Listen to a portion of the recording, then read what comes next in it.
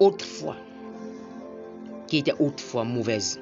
Colossiens 2, dans Colossiens 2, dans Colossiens 1, verset 21, là il dit, il est écrit, et vous qui étiez autrefois étrangères et ennemis par vos pensées et par vos mauvaises œuvres, il vous a maintenant réconciliés par sa mort dans le corps de sa chair.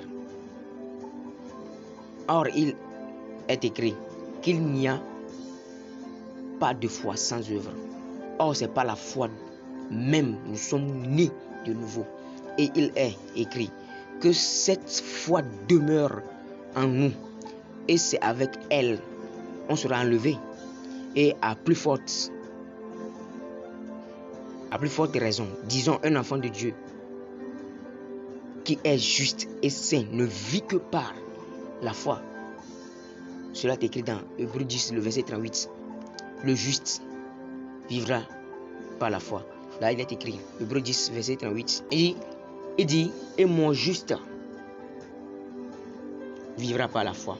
Mais s'il se retire, mon âme ne prend pas plaisir en lui. Mon âme ne prend pas plaisir en lui. Notre foi doit changer nos œuvres. Elle doit porter le fruit de bonnes œuvres. La vie de Christ. Les fruits de bonnes œuvres, les fruits de la vie de Christ. Matthieu 7, le verset 16 au verset 20. Comme lui déjà au début.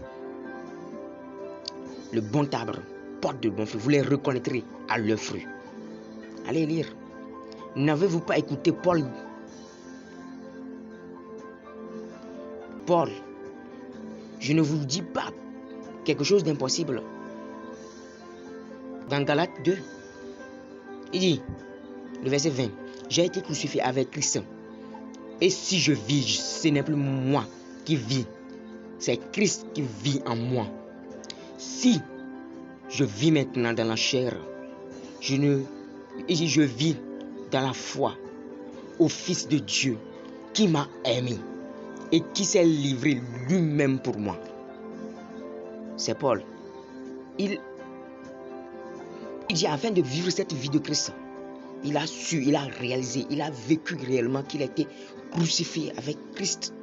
Lui, le premier ennemi. Il a dit, il est le numéro 1, l'ennemi numéro 1 de Jésus-Christ. Mais il a été changé. Il a été changé.